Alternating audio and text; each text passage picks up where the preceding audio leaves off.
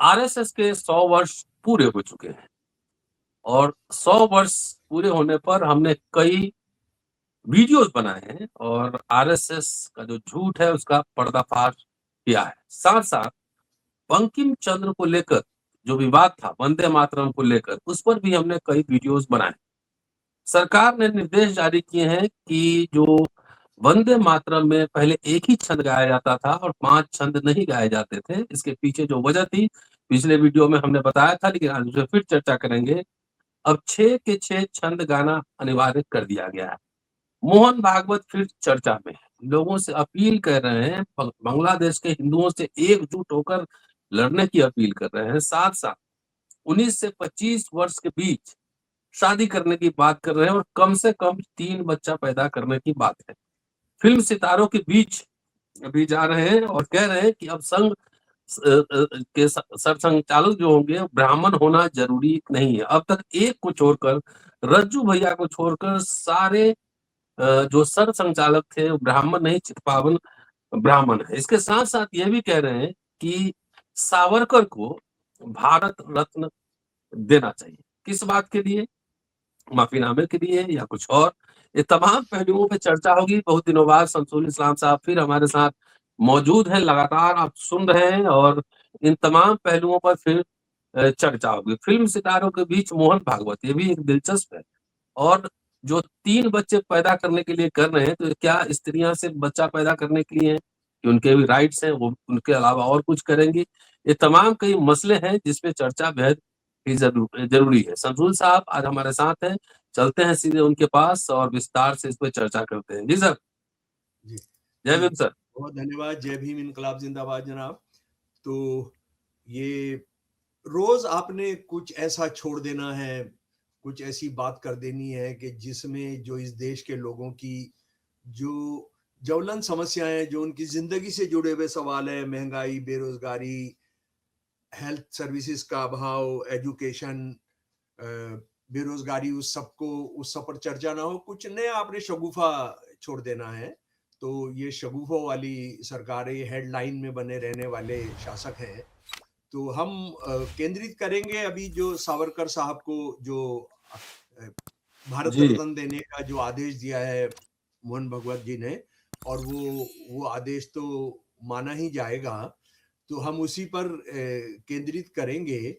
वहाँ वो जो सम्मेलन, जो कॉन्फ्रेंस 100 साल का जो इनका आयोजन हुआ वहाँ नेहरू केंद्र में, वो बहुत बड़ा, बहुत विशाल और बहुत महंगा महंगा हॉल है। तो ये आरएसएस के लोग ये सब जो बड़ा थैला लेकर घूमने की एक वो बात होती है कि ये तो बिल्कुल बिल्कुल साधुओं की तरह से रहते हैं, ये तो गरीबों की तरह से रहते हैं, तो सेवा करते हैं। ये आप दौर देख लीजिए कि बॉम्बे के अंदर बहुत सारी जगह हो सकती है, बहुत सारे आश्रम हो सकते थे, बहुत बाबाओं के बड़े बड़े आश्रम हैं।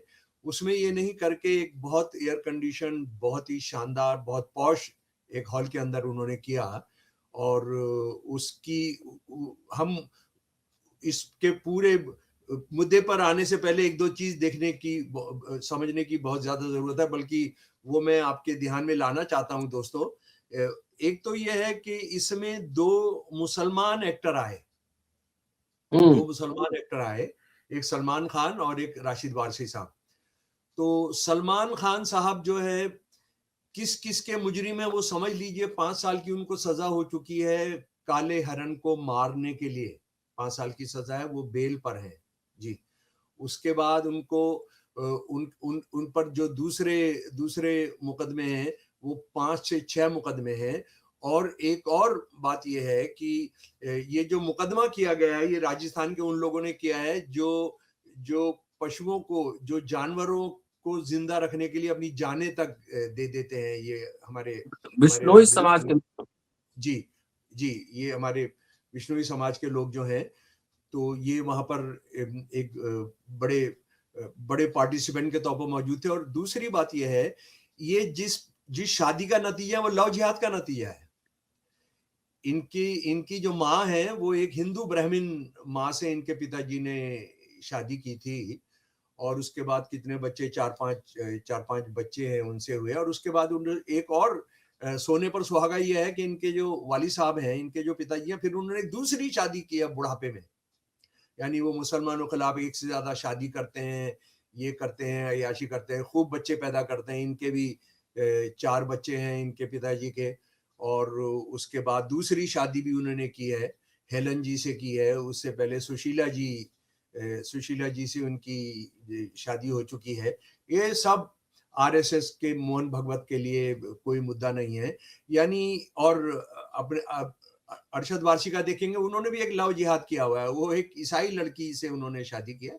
हम तो उसको वेलकम करते हैं, हम इसको बहुत अच्छा समझते हैं, लेकिन आरएसएस वाले उसको ये कहते हैं, और खासतौर पे आरएसएस के जो केरला के क्रिश्चियंस है वो कहते हैं कि मुसलमान लड़के जो हैं वो ईसाई लड़कियों को भी फंसाने के लिए लव जिहाद कर रहे हैं। और ये जो केरला फाइल जो थी वो तो इसी को लेकर थी कि कैसे इश्क में फंसाकर जी जी जी ये जो है ईसाई लड़कियों के साथ ये सब किया जा रहा है, हिंदू लड़कियों के साथ किया जा रहा है। तो देखिए, आरएसएस की अपनी परिभाषा के हिसाब से, अपने वक्तव्यों के हिसाब से, अपने दर्शन के हिसाब से, अपने जो वो कार्य करते हैं सड़क पर भीड़ जुटाकर, उसके हिसाब से ये दोनों मुजरिम हैं।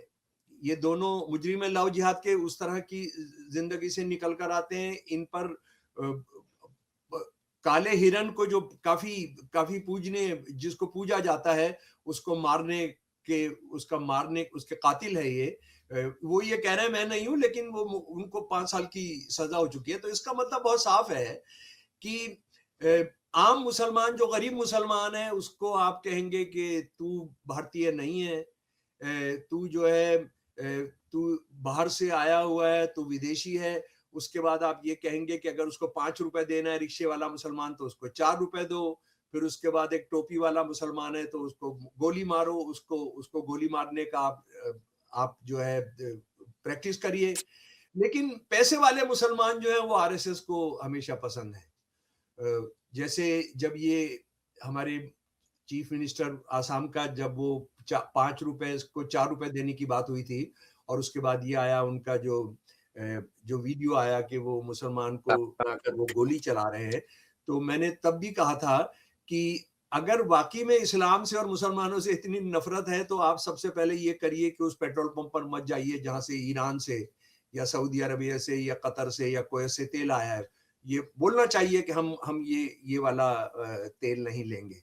हम जो है गल्फ में अपनी यहाँ से लोगों को काम करने भेजना बंद कर देंगे। हम कहेंगे कि बिल्कुल वहां मत जाओ, यहीं पर रहो। हम इस बात को जानते हैं कि गल्फ की जो बहुत सारी स्टेट्स है, उसमें जो भारत से जो काम करने वाले गए हुए हैं, उसमें लाखों की तादाद में, उसमें 60 से 70% जो है वो हिंदू हैं।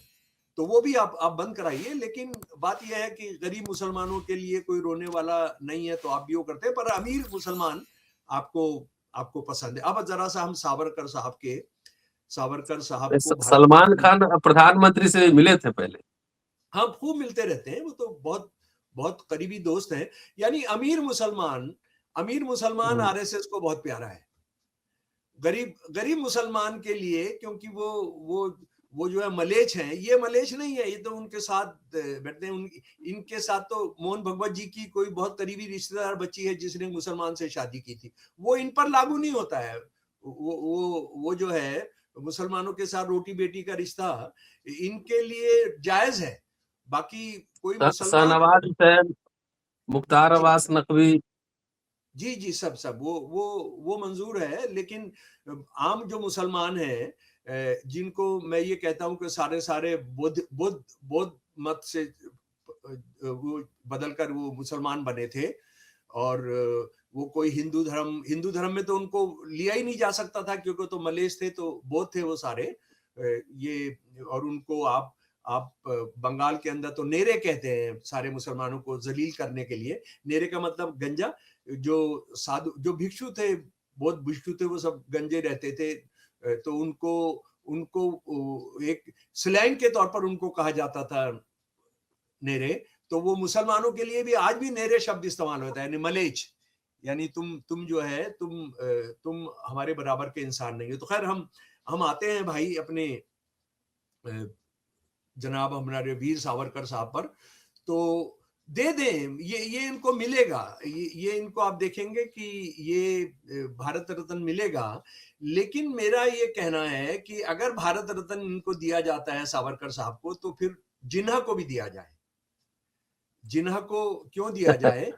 क्योंकि जिन्ना साहब तो इनके रास्ते पर चले टू नेशन थ्योरी को लेकर। ये क्या हम इस बात को भूल गए हैं कि ये जो है जिन्ना से, मुस्लिम लीग से काफी पहले भारत दो राष्ट्र हैं, भारत एक राष्ट्र नहीं है। ये 1937 में जैसे ही ये बने हिंदू महासभा के अध्यक्ष, इन्होंने अहमदाबाद के अधिवेशन में जो भाषण करते हुए कहा, मैं उनका जो भाषण है वो सीधा आपके सामने रख रहा हूं। फिलहाल हिंदुस्तान में दो प्रतिद्वंदी राष्ट्र आसपास रह रहे हैं।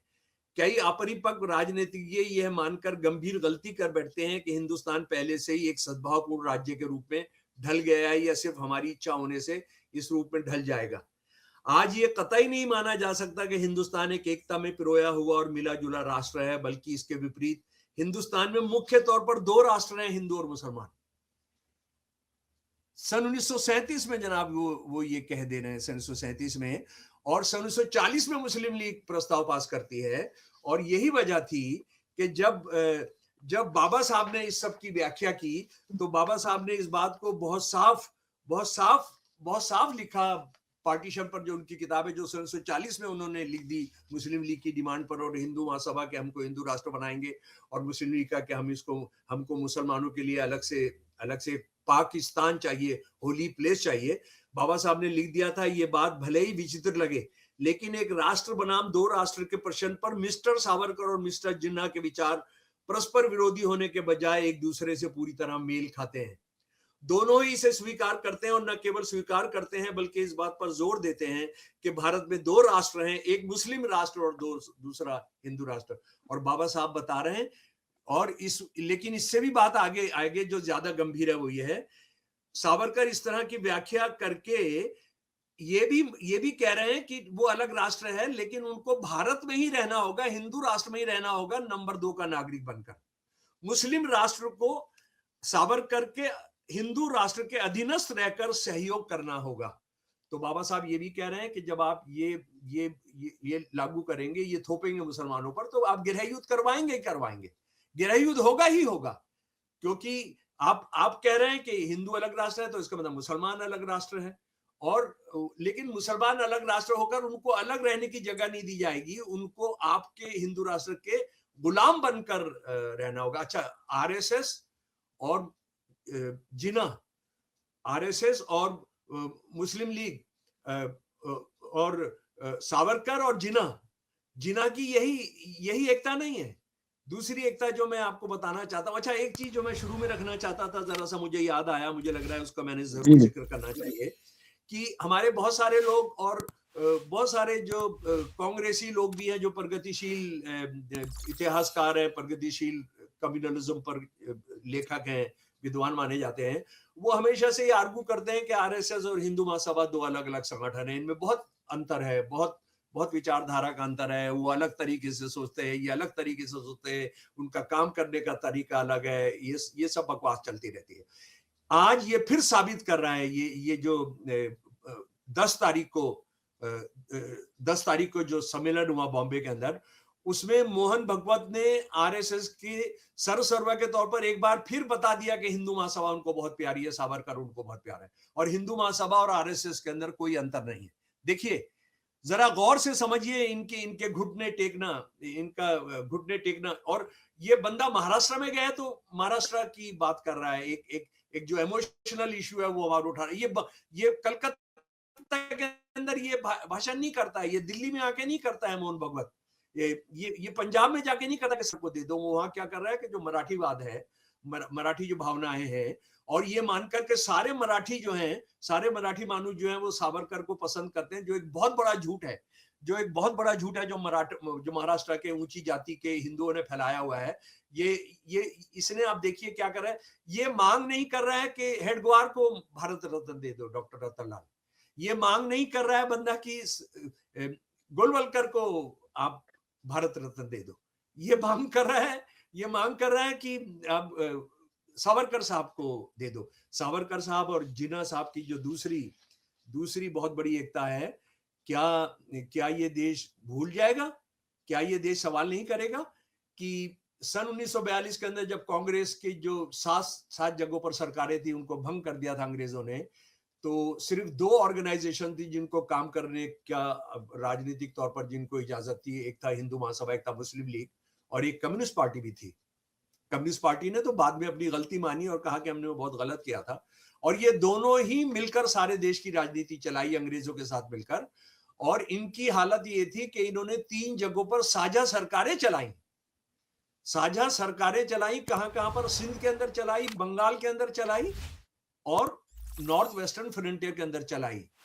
क्या ये देश बर्दाश्त करेगा? क्या ये देश जानने के बाद भी चुप रहेगा? मैं तो कह रहा हूं कि आप दीजिए, ताकि ये देश में इनके सारे हिंदुत्ववादियों के जो कुकर्म हैं, जो इनके काली करतूतें हैं, जो भारत मां के साथ गद्दारी की जो इनकी दास्तानें हैं, हजारों जो दास्तानें हैं, उनमें से ये सब पता लगेगा। यानी मुस्लिम लीग के साथ मिलकर सरकारें चलाते हैं। सन 1942 के अंदर जब 20,000 हिंदुस्तानी मारे जा रहे थे, एक वक्त है 9 अगस्त 1942 को कम से कम 10,000 जगह सारे देश के अंदर फायरिंग चल रही थी। और इनकलाबी जो है, जो क्विट इंडिया मूवमेंट, अंग्रेजों भारत छोड़ो, वो टेलीग्राफ हाउसेस को आग लगा रहे थे, रेलवे स्टेशन को आग लगा रहे थे, वो पुलिस थानों को आग लगा रहे थे, गोली खा रहे थे, मारे जा रहे थे, हिंदू मुसलमान सिख ईसाई सब मिलकर।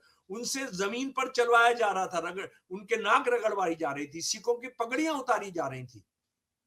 उस वक्त में मुस्लिम लीग के साथ मिलकर सावरकर साहब के नेतृत्व में सरकारें चला रही थी हिंदू महासभा। और ये सावरकर साहब हैं, मेरे पास दस्तावेज हैं कि 100 से ज्यादा आरएसएस के बड़े सम्मेलनों में आरएसएस ने सावरकर को बुलवाया, आमंत्रित किया कि आप हमारे नौजवानों से बात करिए। जो एक बहुत बड़ा जुर्म नेताजी के खिलाफ किया था, वो ये था कि अंग्रेजी सेना के अंदर हिंदुओं को भर्ती कराना। आरएसएस के दस्तावेज हैं जिसमें हमने सावरकर साहब को बुलाया, उन्होंने पूरा बताया, और वो 100 के करीब गिनती में आते हैं कि हमने सावरकर साहब को बताया कि आप आइए, हमारे नौजवानों को अंग्रेजी सेना में भर्ती कराने के लिए करिए। ये वो मुद्दा है जो मैं एक और आपके सामने रखना चाहता हूं।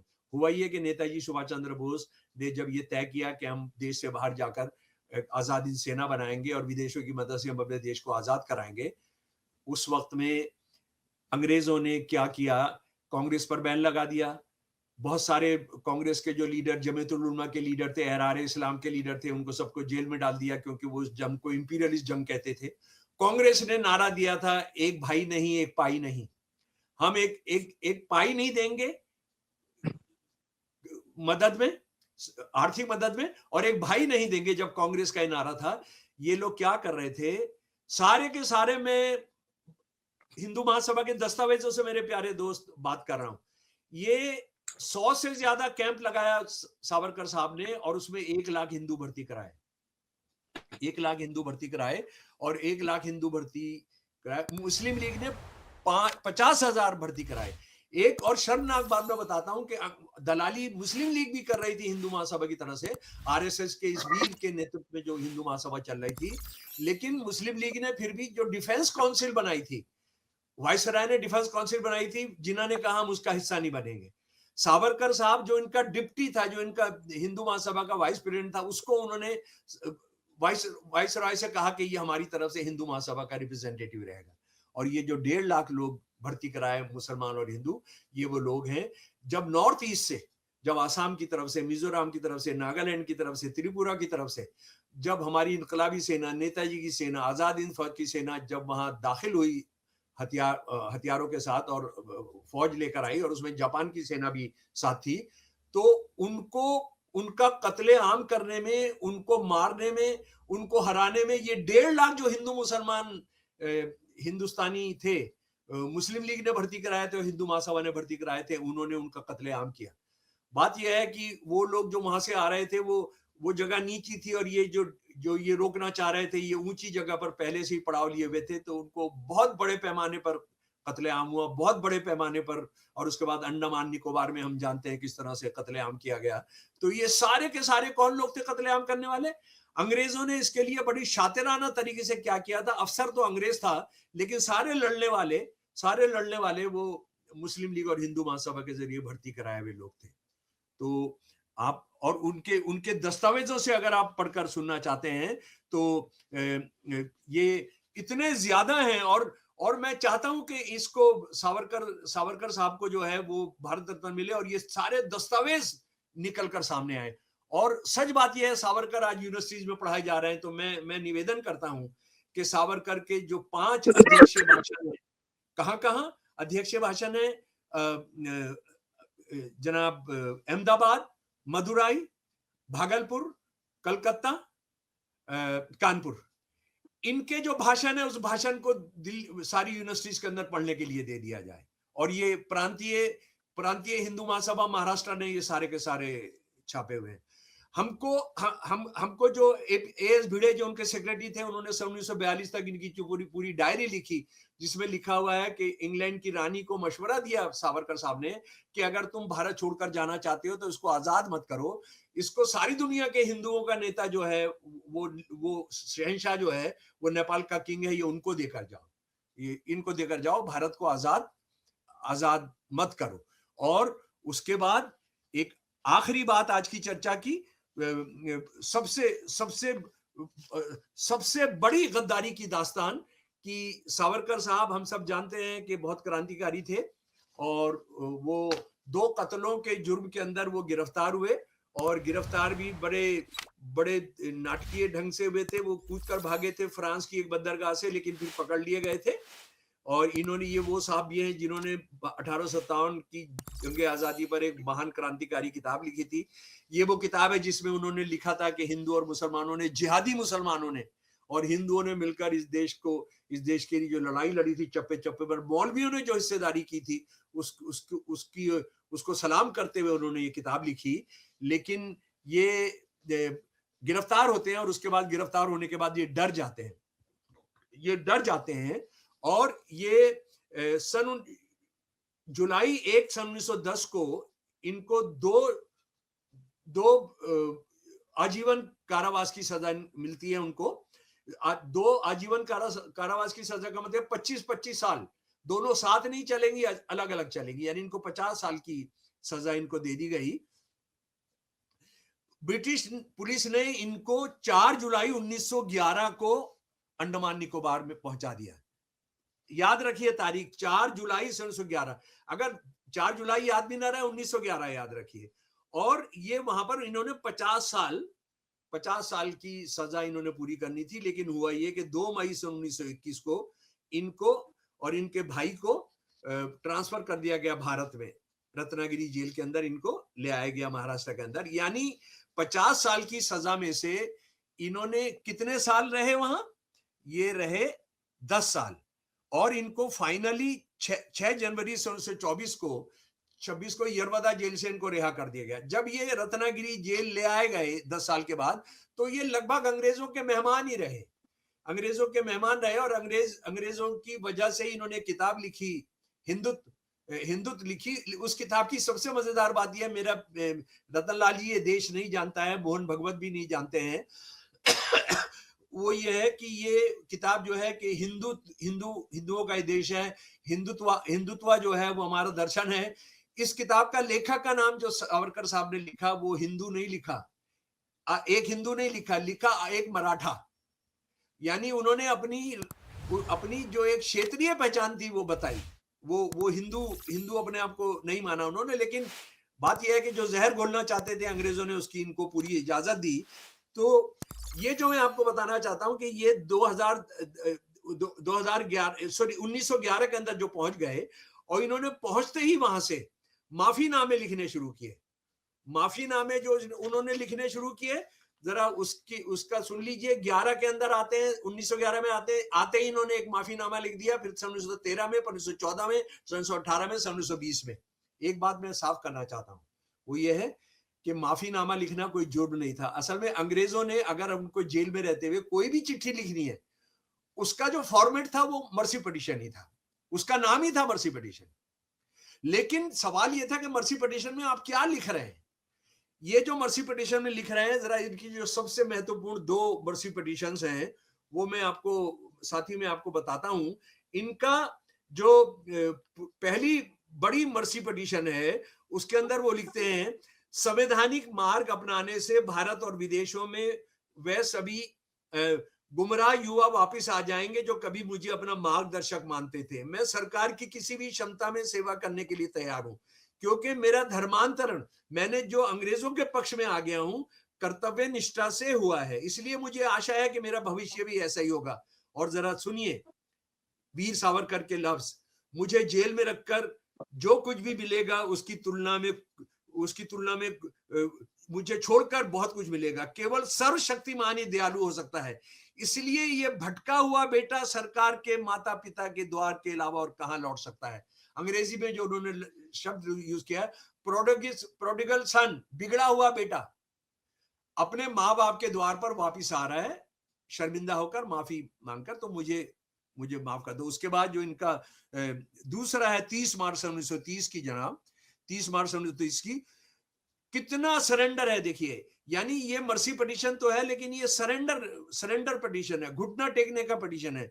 मेरे शुरुआती जीवन की उज्जवल संभावनाओं का बहुत जल्दी क्षय हो जाना मेरे लिए इतने दुखद अनुभव का कारण बन गया है कि इससे मुक्ति मेरे लिए एक नया जन्म होगी और ये मेरे संवेदनशील और विनम्र हृदय को इतनी गहराई से छू लेगी कि मैं भविष्य में व्यक्तिगत रूप से जुड़ जाऊंगा और राजनीतिक रूप से उपयोगी बन जाऊंगा, क्योंकि अक्सर उदारता वहां भी जीत जाती है जहां ताकत विफल हो जाती है। आप मेरे पर एक एहसान करके देखिए और देखिए मैं क्या करता हूं। तो बहुत सारे लोग आरएसएस वाले हमें ये बताते हैं, आरएसएस को प्यार करने वाले, जो सावरकर को प्यार करने वाले जो आरएसएस वाले नहीं, वो कहते हैं कि सावरकर साहब जो माफीनामे लिख रहे थे वो जैसे शिवाजी चिट्ठी लिख रहे थे औरंगजेब को उसको धोखा देने के लिए, उस तरह के थे। मतलब शिवाजी को इतना अपमानित करना, इतना बदनाम करना, इतनी उनकी बेइज्जती करना, मुझे लगता है ये आरएसएस के लोग ही कर सकते हैं। बात यह है कि वो ये सीधा कह रहा है कि आप जो कहोगे वो मैं करूंगा। ये तक सवाल उठा रहा है कि जो दूसरे क्रांतिकारी हैं उनका जुर्म तो हमसे कम था, लेकिन उनको आपने पहले भारत जाने दिया है। मैं यहां पर जो बताना चाहता हूं कि ये मर्सी पिटीशन, ये घुटने टेकू पिटीशन थे, और वहां से सिर्फ एक और दो और आदमियों ने लिखा। एक तो इनके भाई ने, बाबूराव ने, और दूसरे थे अरविंदो घोष के छोटे भाई वीरेंद्र घोष ने, जिन्होंने कहा हम अपना सारा इतिहास भूल जाना चाहते हैं, उसके लिए माफी चाहते हैं, आप जो हमसे कहेंगे वो हम आपके लिए करेंगे। लेकिन कांजीलाल थे, एक गोपाल थे, उन्होंने भी मर्सी पिटीशन लिखा, पर उन्होंने मर्सी पिटीशन में क्या लिखा? तुम हमारे साथ मानवीय व्यवहार करो, हमको इंसान मानो। हमको सेलुलर जेल क्यों कहते हैं? उसमें सिर्फ सेल है, हर आदमी अलग बंद रहता है, वो साथ नहीं रहते हैं कि हमको खुले में बैठने का वो दो, हमें धूप के अंदर बैठने का दो, हम भी इंसान हैं। और उन्होंने ईसाइयों को, अंग्रेज हुक्मरानों को बताया कि तुम्हारे यहाँ देखिए प्रोटेस्टेंट, कैथोलिक्स ने प्रोटेस्टेंट पर कितना जुल्म किया है, तुम प्रोटेस्टेंट्स हो, तुमने कितना सहा है, तो वो तुम यहाँ हिंदुस्तानियों पर जो है क्यों इस तरह का कर रहे हो, ये याद दिलाया। यानी सावरकर के माफीनामे बिल्कुल घुटने टेकने वाले हैं कि तुम जो कहोगे, और उसके लिए इनको 40 साल की छूट मिली। अगर वो भारत वाला भी शामिल करते हैं तो 38 साल की छूट मिली इनको। 50 साल की सजा में 38 साल की छूट मिली। और बदकिस्मती से अंडमान निकोबार का जो जेल है, उस जेल के अंदर सारे जो जाते हैं अंडमान सेलुलर जेल को सलाम करने के लिए, उन सबको सावरकर की कोठरी में ले जाते हैं, सावरकर की कोठरी में ले जाते हैं। उस वहां के एयरपोर्ट का नाम सावरकर रखा गया है, उस जेल का नाम सावरकर के नाम पर रखा गया है, वहां एक टापू का नाम सावरकर रखा गया है। किस लिए रखा गया है? कि उसने अपने 50 साल की सजा में से 38 साल की माफी ली थी, माफीनामे लिखकर, जिसने अंग्रेज सेना के अंदर भर्ती कराई थी बाद में रिहा होने के बाद, जिसने 60 रुपए महीना पेंशन ली थी अंग्रेजी सरकार से। उसके बाद आजादी के बाद भी सीआईए से भी पैसा लिया था जी, हिंद केसरी चलाने के लिए, कम्युनिस्टों के खिलाफ लिखने के लिए। जी सीआई के दस्तावेज अवेलेबल हैं। उस तरह की बहुत सारी चीजें इनके पर्सनल बहुत सारी चीजें। लेकिन मैं, डॉक्टर नंदलाल जी, आप जानते हैं कि जो मैं हिंदू महासभा का दस्तावेज है जो मेरे पास है, जो आरएसएस का दस्तावेज है, मैं सिर्फ उसको लेकर बात करता हूं। तो ये यानी ज्यादा से ज्यादा इन्होंने 12+ साल जेल के अंदर बिताए और अंग्रेजों की इन्होंने जिस तरह से सेवा की वो हमारे हमारे हमारे बिल्कुल सामने है। इन्होंने अंग्रेजी सेना के अंदर भर्ती कराने के लिए जो तर्क दिए कि हमने सावरकर ने अंग्रेजों की प्रशंसा करते हुए जो कुछ कहा, उसका एक उदाहरण यह है कि जो बंगाल की सरकार बनी थी मुस्लिम लीग की, उसके अंदर डिप्टी प्राइम मिनिस्टर, उस वक्त चीफ मिनिस्टर को प्राइम मिनिस्टर कहते थे, वो कौन थे? श्यामा प्रसाद मुखर्जी, जो इनके बाद हिंदू महासभा के प्रेसिडेंट बने। उनको जिम्मेदारी दी गई थी, वो होम मिनिस्टर थे, उनको जिम्मेदारी दी गई थी वहां के क्विट इंडिया मूवमेंट के आंदोलन को दबाने के लिए। उन्होंने जो खत लिखे हैं, जो अंग्रेज गवर्नर को खत लिखे हैं, वो आज हम चाहते हैं कि वो पढ़वाए जाए। वो ये देश पढ़े, उस देश को बताया जाए कि श्यामा प्रसाद मुखर्जी ने क्या चिट्ठियां लिखी थी। तो दीजिए जनाब भारत रत्न। और भारत रत्न देने के बाद जो सावरकर के बारे में जो सच ये देश जानेगा, और उसके बारे में निरंजन टकले ने, महाराष्ट्र के साथी ने, एक बहुत बहादुरी से बहुत काम किया है। वो जो जानेगा, आप जानते हैं कि सबसे पहले जो ये देने का, मोदी के आते ही देने का तय किया था, तो द वीक के एडिटर थे वो, उन्होंने अंग्रेजी के अंदर पूरा उसको पेपर टाइगर लेके पूरे सारे दस्तावेज, हम भी उसमें हिस्सेदार थे, सारे दस्तावेज हमने दिए थे। तो उसके बाद वो जो इशू निकला था, उसके बाद उनकी नौकरी गई थी, लेकिन दब गया था मामला कि वो नहीं होगा। पर आने दीजिए आरएसएस और हिंदू महासभा के हिंदुत्ववादी राजनीति के जो गैर इंसानी, जो भारत विरोधी, भारत माता विरोधी, भारत के शहीदों के साथ गद्दारी करने वाले जो पर्चे हैं, एक एक करके आएंगे और आपको इस पृथ्वी पर मुंह छुपाने की जगह नहीं मिलेगी हिंदुत्ववादियों। ये मेरा चैलेंज है। चलिए सर, बहुत बहुत शुक्रिया। और सावरकर को भारत रत्न 38 साल जेल से माफी के लिए, माफीनामा लिखने के लिए या पेंशन लेने के लिए, कई सवाल हैं, आपके लिए शुक्रिया देता हूँ। देखते रहिए अम्बेडकर नामा। Thank you sir, thank you.